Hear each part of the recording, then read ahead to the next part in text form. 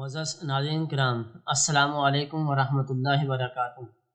آپ دیکھ رہے ہیں یوٹیوب چینل ریسرچ ڈور۔ ناظرین کرام، آج ہم بکرے کے سینگ اور الو کے کان کے بارے میں بات کریں گے۔ کیا یہ جادو کے نشانات ہیں؟ بکرے یا بیل کے 2 سینگ یا الو کے کان بھی جادوئی نشانات میں سے ہیں۔ آج تک یہ جنات کے ساتھ مخصوص تھی، اور جب ہم اسلامی تاریخ کا مطالعہ کرتے ہیں تو ہمیں پتہ چلتا ہے کہ جنوں کی خوراک ہڈیاں اور غلاظت جیسی چیزوں پر مشتمل ہوتی ہے۔ یہ ڈراؤنی مخلوقات دیو، بھوت وغیرہ کی علامت کے طور پر سمجھے جاتے تھے۔ اب یہی چیزیں انسانی تہذیب و تمدن اور انسانی اخلاقیات کے لیے ایک ڈراؤنی چیز کا احساس دلاتی ہے۔ اب یہی ڈراؤنی چیز اتنی ماڈرن ہو گئی ہے کہ صدر امریکہ کا بھی طاقت و اقتدار کے اظہار کے لیے یا عوام کے پرجوش استقبالیہ نعروں کا جواب دینے کے لیے ہاتھ ہلا کر جواب دینا چاہے تو بیچ کی 2 انگلیاں انگوٹھے سے بند کر کے کنارے کی 2 انگلیاں شہادت کی انگلی اور چنگلی کھڑی کر لیتا ہے، اور لوگ سمجھتے ہیں کہ شاید یہ وکٹری سے ملتی جلتی کوئی شکل یا وکٹری کا ایڈوانس ڈیزائن بنایا گیا ہے۔ لیکن ناظرین کرام، کیا آپ اس کے پیچھے حقیقت کو جانتے ہیں؟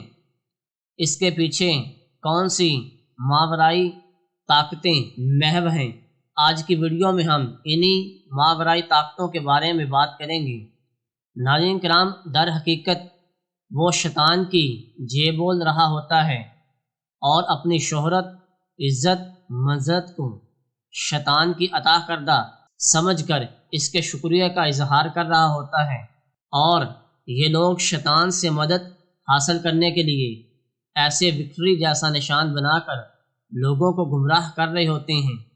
اور آج کل کی نوجوان نسل جو کالجوں، یونیورسٹیوں کی ڈگریاں ہاتھ میں لیے شاید ان علامات کو دیکھ کر اسے وکٹری کی علامت سمجھتے ہیں۔ مسلمان کلمے کی انگلی بلند کر کے ایک عظیم اللہ کی وحدانیت کا اقرار اور اظہار کرتے ہیں، اور کلمہ شہادت کی انگلی ایک عظیم اللہ کی وحدانیت کا اقرار اور اظہار کرتے ہیں۔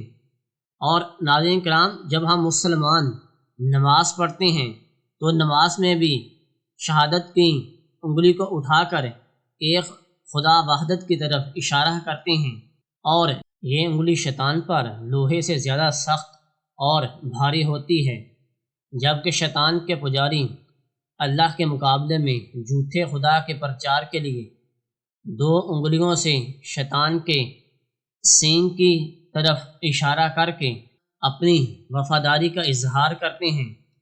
حضرت عمر رضی اللہ تعالیٰ عنہ سے روایت ہے کہ نبی کریم صلی اللہ علیہ وآلہ وسلم نے فرمایا کہ جب آپ صلی اللہ علیہ وسلم حضرت عائشہ رضی اللہ تعالیٰ عنہ کے حجرے کے دروازے کے پاس کھڑے ہوئے تھے، نبی کریم صلی اللہ علیہ وسلم نے اپنے ہاتھ سے مشرق کی طرف اشارہ کرتے ہوئے فرمایا کہ فتنہ وہاں سے ہوگا جہاں سے شیطان کا سینگ نکلے گا۔ ناظرین کرام، یہ حدیث مبارکہ بخاری شریف میں ہے۔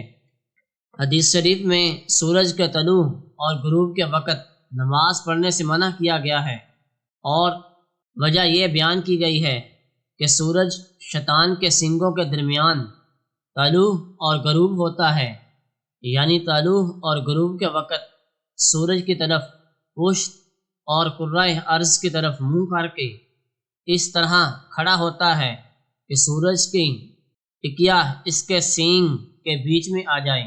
سورج کے پجاری جب سن گاڈ سے منتیں مانتے اور مرادیں مانگتے ہیں تو شیطان کو دل بہلانے کا موقع مل جاتا ہے۔ چلو، مجھے کچھ وہمیوں نے بڑا مان لیا ہے، بلا واسطہ نہ سہی تو بالواسطہ میری عبادت کر رہے ہیں۔ اگرچہ شیطان کی بلا واسطہ عبادت کرنے والے بھی اس فتنہ زدہ دور میں کم نہیں۔ زمانہ قدیم کے جاہلی دور سے کچھ زیادہ ہیں۔ ناظرین کرام، شیطان جیسے خود فریب کی جھوٹی انا کی تسکین کے لیے یہ لوگ اس کی عبادت کرتے ہیں جو اپنے سینگوں کے درمیان سورج پھنسا کر رکھتا ہے۔ اس سے معلوم ہوا کہ سینگ شیطان کی مخصوص علامت اور پہچان ہے، یہ سینگ بکرے کے ہوں یا بیل کے، بہرحال صورتی علامتی تشبیہ کے طور پر ایک ہی چیز کی نمائندگی کرتے ہیں، اور وہ چیز کسی بھی طرح خیر نہیں اور شرن کثیر سے عبارت ہے۔ ناظرین کرام، اسلام میں ہڈیوں اور درختوں، پہاڑوں، سورج چاند کی عبادت کرنے سے منع کیا گیا ہے۔ تو ناظرین کرام، اسی کے ساتھ ریسرچ ڈور کی ٹیم کو اجازت دیں، ملتے ہیں کسی اور ایسی ہی انفارمیٹیو اور حقائق پر مبنی ویڈیوز کے ساتھ۔